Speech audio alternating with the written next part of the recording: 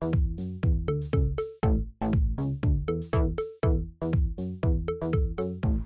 you all for having me here.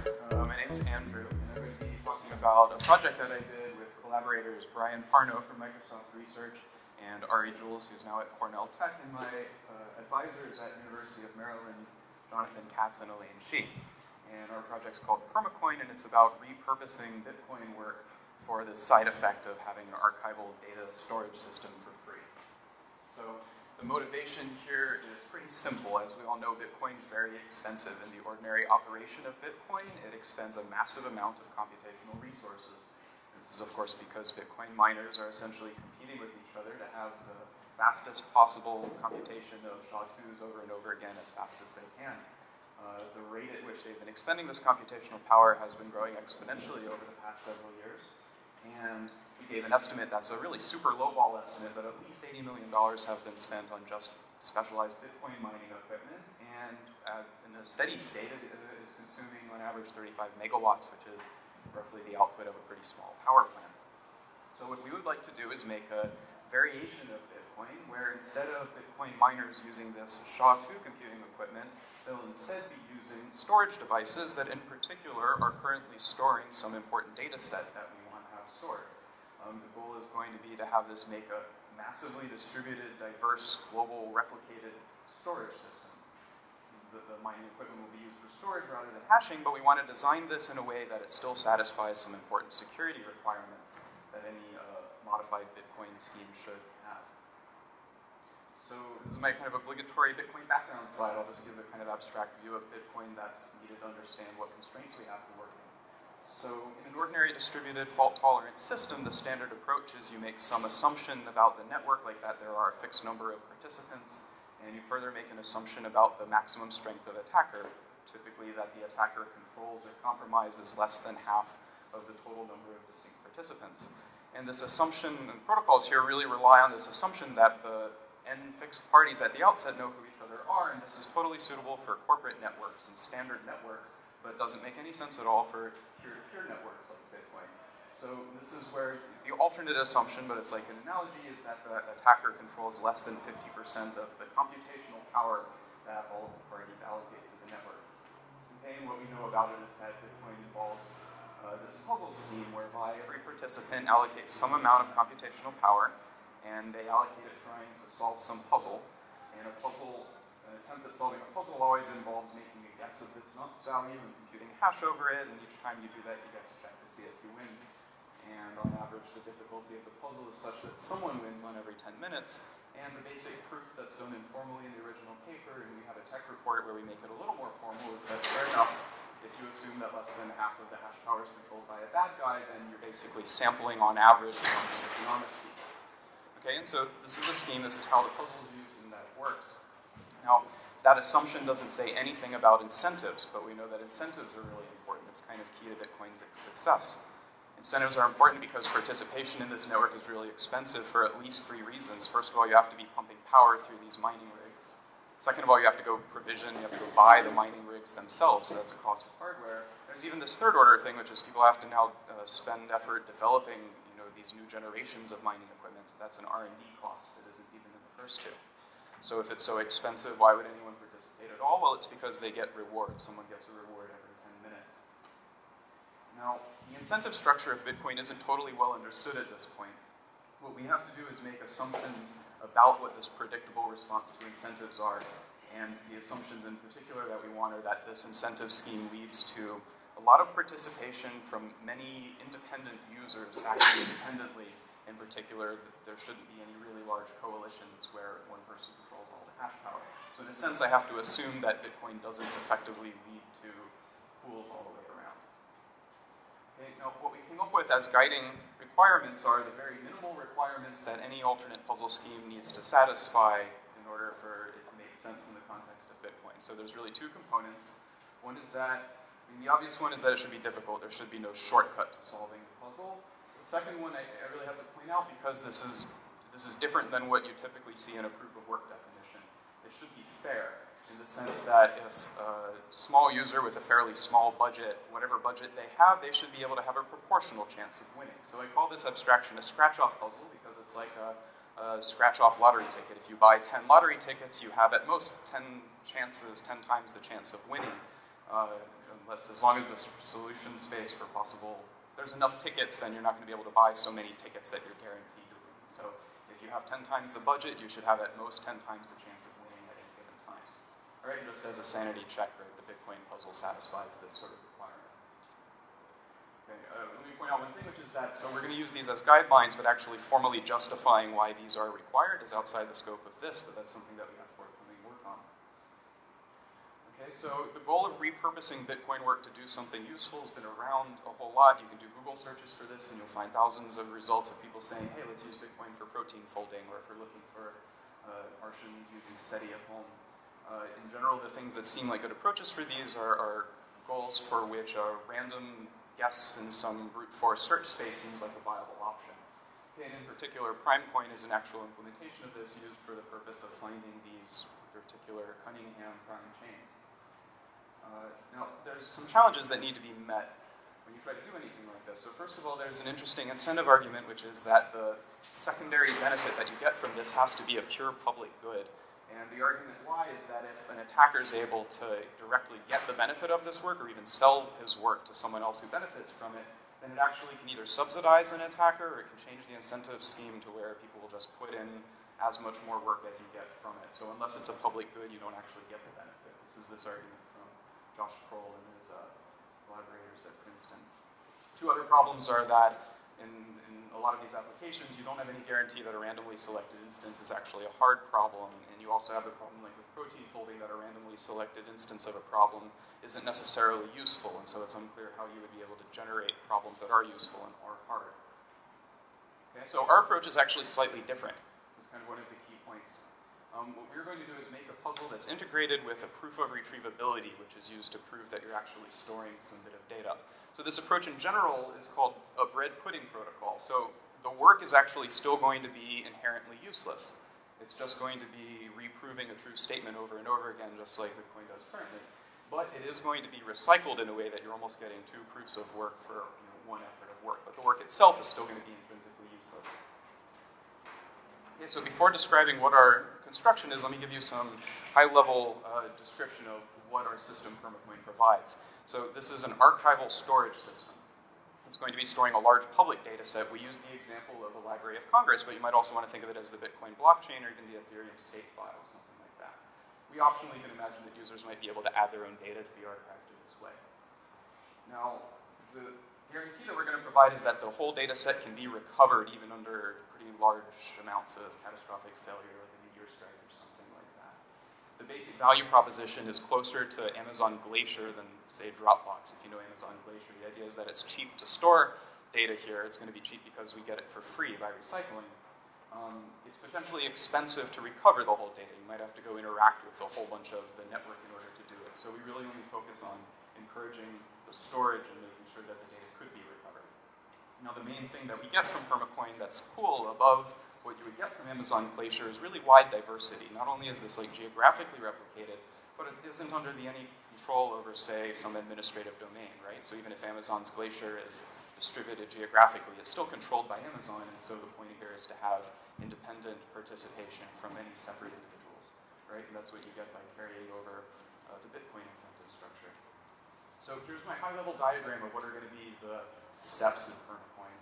So for setup, we assume that there is a trusted dealer, just for simplicity, basically, that's going to designate a file F, which is going to be this large data set.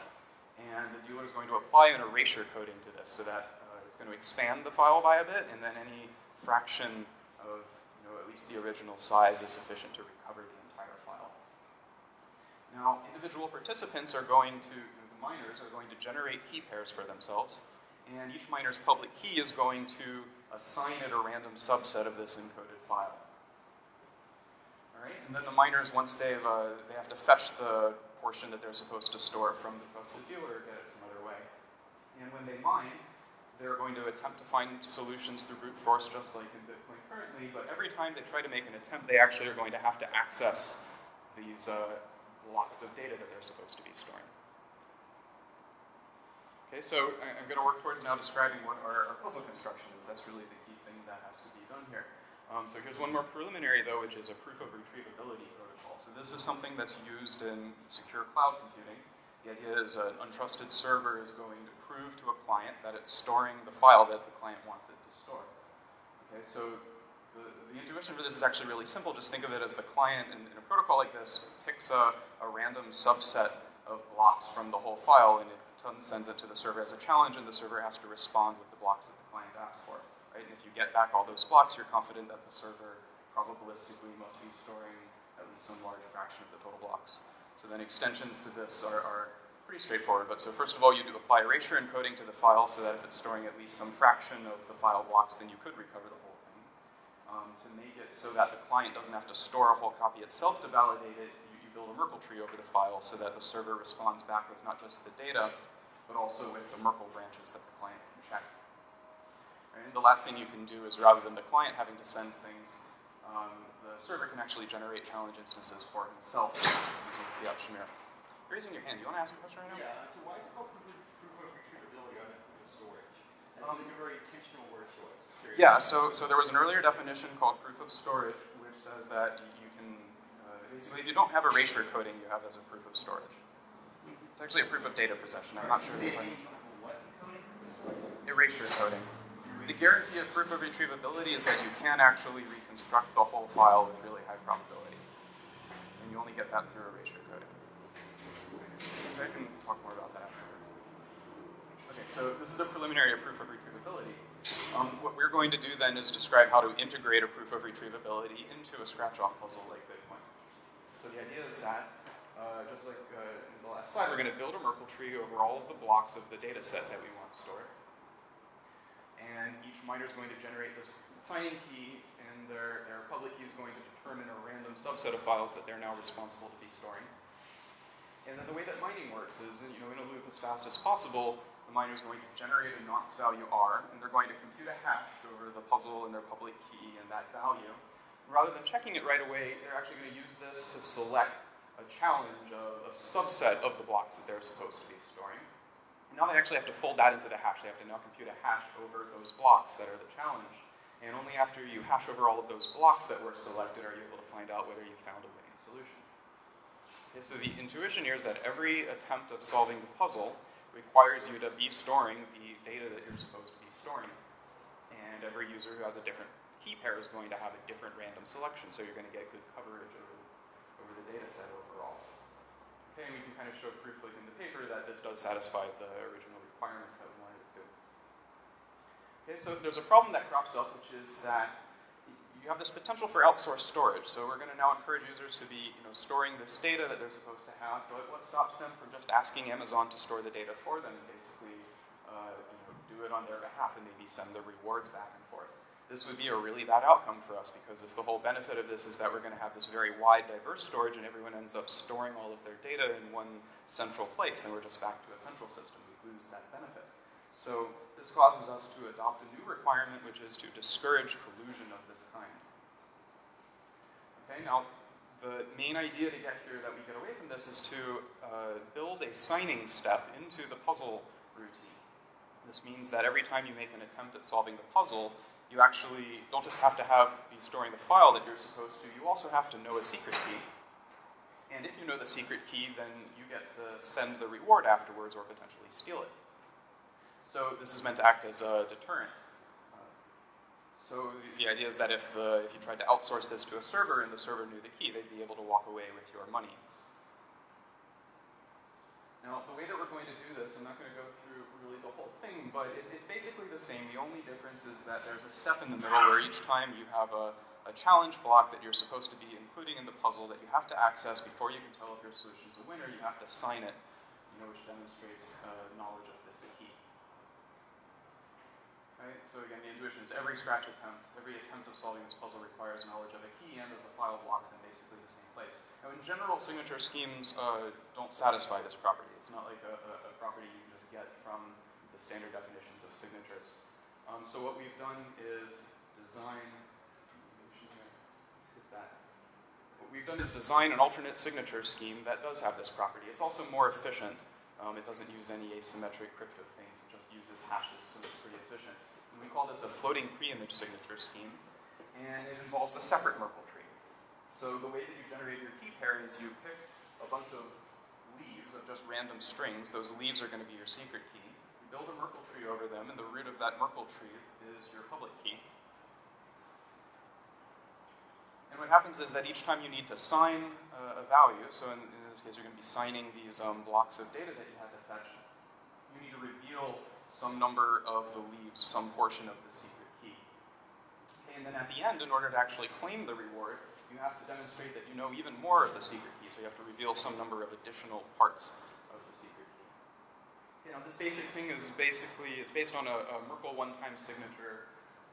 There's some other things that are pretty similar to this, like Biba, that other people have worked on. So this is a somewhat standard technique for building a signature scene out of Merkle trees.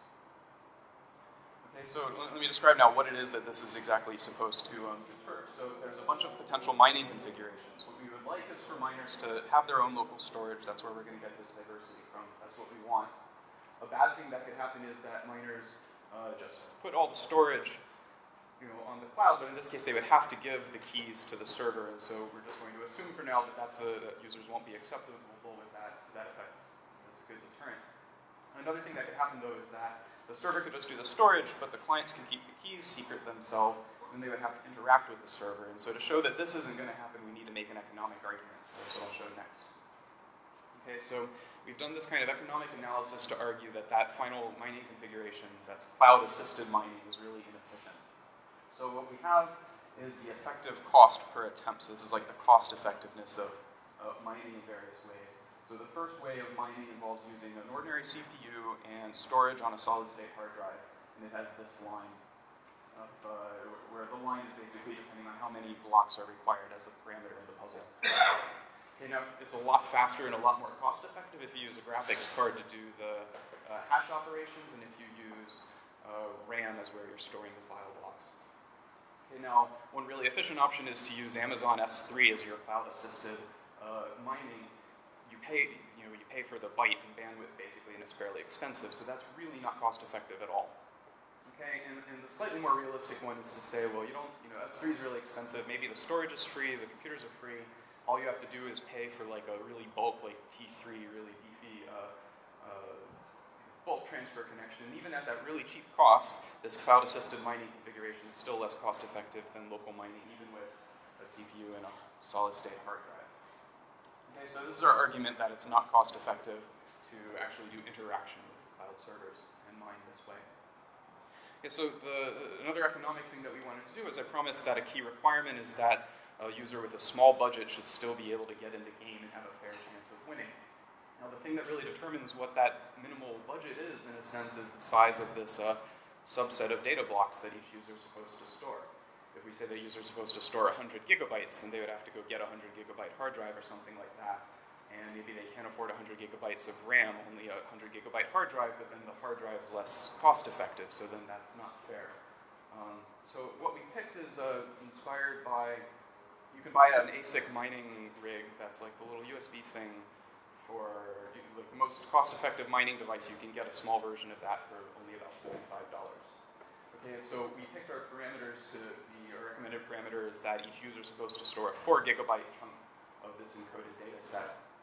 And if that's the amount that you have to store, you can afford, even with $70, the most effective mining configuration, which is enough RAM to hold that subset, and a computer that's at least going to be able to keep up with it so that it's not your computer's not a bottleneck there. Okay, so that's why we chose that parameter. Okay, so then we provided a bunch of micro benchmarks to show what the cost of this would be if someone were to, to adopt this as their underlying puzzle. So some parameters that we chose were, let's say that we wanted to store the Library of Congress. Maybe you've heard of this, but that the estimate of the Library of Congress print archives would be 200 terabytes, so we just ran with that number. If you wanted to store an archival data set that's 200 terabytes large, and you pick these parameters like 4 times expansion for the error encoding, and so on, we arrived at this amount where the validation cost is a handful of milliseconds per operation, and to validate an entire day's worth of proof of work puzzles would only take 6 seconds. So this is a sort of tolerable amount of overhead.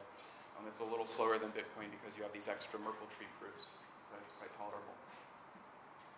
Okay, so there's a bunch of future work that kind of comes up from this. So I haven't said anything about user-submitted updates. We haven't fully solved this, but there's an approach. which is to use a special kind of erasure code that's easily incrementally updated. So it's used in a paper about dynamic proof of retrievability that some of our co-authors worked on. I've said that the goal is archival data storage. We'd really like to provide, that's because we wanted to be able just to focus on incentivizing the storage, but we'd like to provide something like Dropbox service where users can request just portions of the file that they care about, and the network should have an incentive to satisfy those requests. So that's another goal. And a couple things that I alluded to that are upcoming work are to formally justify that, hey, these scratch-off puzzle requirements are exactly what we need, and they're enough. And the other thing is this notion of resisting outsourcing we thought was really interesting, and so we have upcoming work that discusses this in a lot more detail. So one interesting consequence is it would seem like this puzzle would completely obliterate mining pools, and that can be good or bad, but it's pretty interesting. Okay, so in conclusion, we presented a system called Permacoin, which is an archival, diverse, replicated data storage system that you get for free because it repurposes the work and hardware investment that's already being done in Bitcoin. And just as like a ballpark feasibility thing, you could store up to 200 terabytes of data this way. Okay, we have questions now. Sure. Yeah, actually I have a couple questions. Well, I'll just use this first one. Are you familiar with Peter Todd's tree chains and MadeSafe? MadeSafe, no. I'm familiar a bit with Peter Todd's tree chains. Actually, Andrew, if you'd be willing to repeat those questions, just so that everybody, that are Sure. can pick them up. So you asked me if I was familiar with Peter Todd's tree chains and with MadeSafe. And so how is this much different than what Peter Todd's been proposing for being able to scale down to laptops again? I'm not sure I understand the question. I know that Peter Todd's worked on like proof of storage, and maybe you're asking me what's different between this and proof of storage. Yeah, between the two different methods that you guys have, yeah. Okay. One of the key things here is that this is, there's some schemes, I think this is what you're talking about, where you prove that you have a sufficient amount of space, but not necessarily that it's used to store a particular data set. And the other thing is that it isn't actually integrated in the puzzle in such a way that you have an incentive to store, say, additional copies here. So this is really more of a proof of throughput, because if you want to be able to mine twice as fast, you actually need to store twice as many redundant copies of this. So I could tell you maybe more in a little bit detail about how it's different, but that's really the key way it's different. Can you please elaborate a little bit more how your POR differs from proof of resource in MadeSafe one, because they use the same wording, it's POR as well. No, it's critically retrievability of resource. Yeah, in MadeSafe one they got proof of resource. I'm not familiar enough with MadeSafe to be able to answer specifically. If it's the case that they are... They do exactly the same, but way more. Way more? Yes, sir, I'm sorry. Okay, I'll look into that and maybe give you a more well-thought-out response in that case. Could you briefly, some people may not know what an erasure code is, briefly describe that and remind us what the functionality, why you have an erasure code in the middle of your scheme? Sure, so let me kind of zoom back to this. The idea of erasure code is that you just had someone store a file and say 10% of the file got deleted, then that 10% is actually gone. So what you would like to do is make it so that even if you have some small fraction of the file still remaining, you can actually reconstitute the entire file. And there's out of necessity to do this, you have to increase the total amount of data that you're storing. And so the way that an erasure code works is that you make an expanded encoded version of the file. And so say that if the original block had m blocks, then the new one's going to have n, where n is some number bigger than m. And the guarantee that you get from these standard erasure coding schemes is that for any m out of the n encoded blocks, meaning any subset of the encoded blocks that's the same size as the original file, you're able to reconstruct the entire thing. So the way that these probabilistic proofs work is that you get a guarantee that someone is storing at least some high fraction of the amount of blocks that they're supposed to, but you need to apply this erasure code in order for that to also imply that you'd be able to reconstitute the entire file. So, are there any implementations of this? Yeah.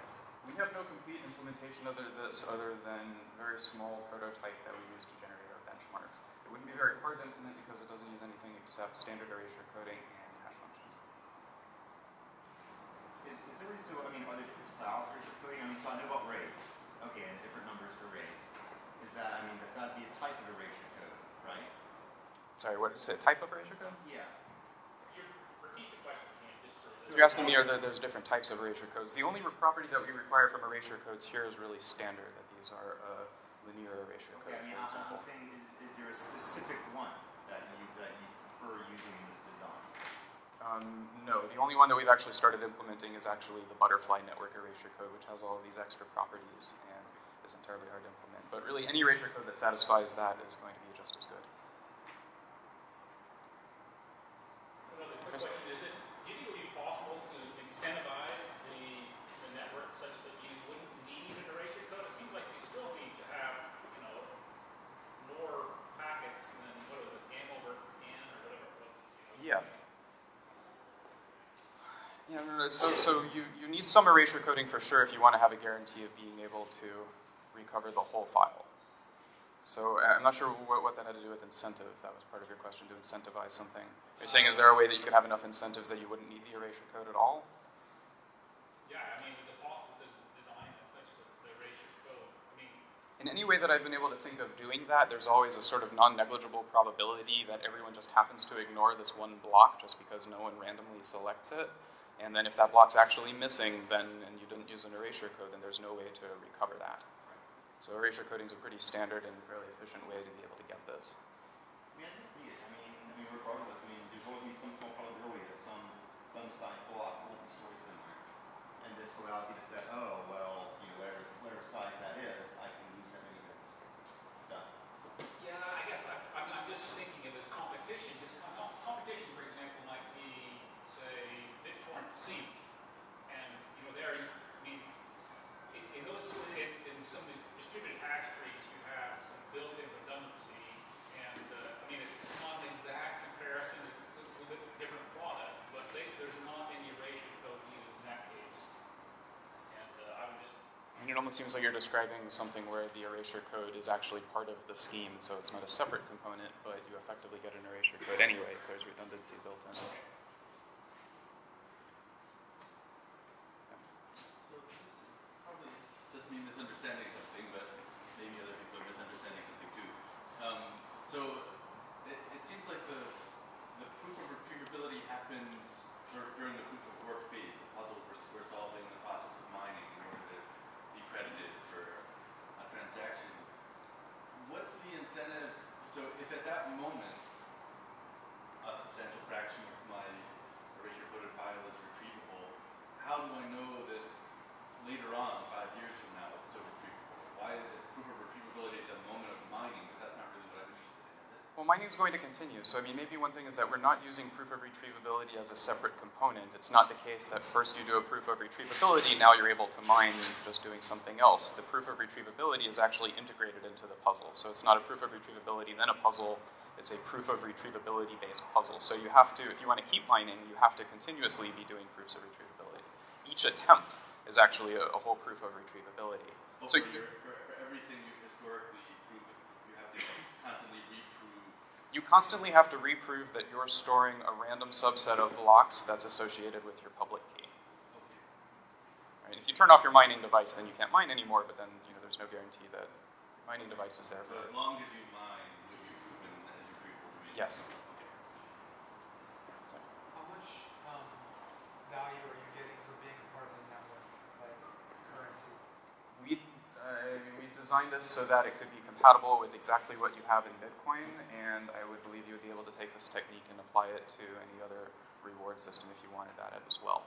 So even for our measurements, we kind of did this analysis that's like, here's how we estimate how much money is spent on hardware in Bitcoin currently on these SHA-2 hashers, and here's what you would get if you applied the same amount of money. So our goal is to basically leave the incentive structure completely untouched, and that means that you would also leave any other system untouched as well. So it's possible you could be making like a basic income, like you could literally like live off of this. The same way that you could do that as a Bitcoin miner, I suspect. Okay. That's really cool. So if part of the goal is to decentralize the actual mining process, since it's been centralized with mining pools, why would they actually, what incentive do mining pools have to actually cycle your code at this point? Won't they vote against Bitcoin D being won't they put pressure on the developers for not implementing this?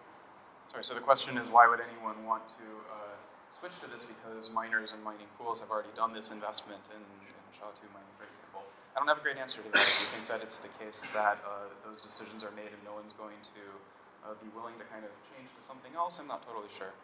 It does seem like it would be that a lot of whatever the SHA-2 mining stuff was would then have been a waste in that case, but it's possible to me that that could happen. I mean, it was just a comment on one thing that you said, though, about mining pools. So actually, the mining pool arrangement isn't a bad outcome in this case, because at least then they're mining with their own devices and their storage is still diverse. So even if that results in like centralized control for the sake of Bitcoin, it's an okay outcome for us. Sorry. Who gets to decide how much data can you store, and does that grow over time? And who gets to decide what that data is? Yeah. So for the sake of our analysis, we've based it on, say, here's a parameter that we chose, and if we chose this would be these consequences. And so to simplify things for us, we have this sort of trusted dealer notion. Now, so it's kind of unsolved. What we would like is to be able to have users to add their own files, but then there's this question of, as it grows big enough, eventually, if the size of the file grows so big and the amount of participants isn't actually that much, then there's some point at which you don't have a very good probability of recovery. And so I don't know how that would be solved. That's a future work question. Can you store encrypted data? You would be able to store encrypted data, sure. Okay, let's get another question while we have Iran bring his come up. The other last question. I have one question for you. So, as far as I understand, there's some centralized dealer which is distributing the packets. Is that right? Yes. And you had some guesses on how, or you had some ideas of how to make that decentralized. Yeah, so again, what we would really like, and that's totally unacceptable, right? We wouldn't want that central dealer to actually be there. So what we would need to have is a way that users can submit their own data, like encrypted data, for example, to be included in this. And so what we think is really the key is that dynamically updatable proof of retrievability. The idea is that there's a way of incrementally adding new data to an erasure coded set, to an erasure code of some data. You can incrementally add to it. It would be publicly verifiable to add to it.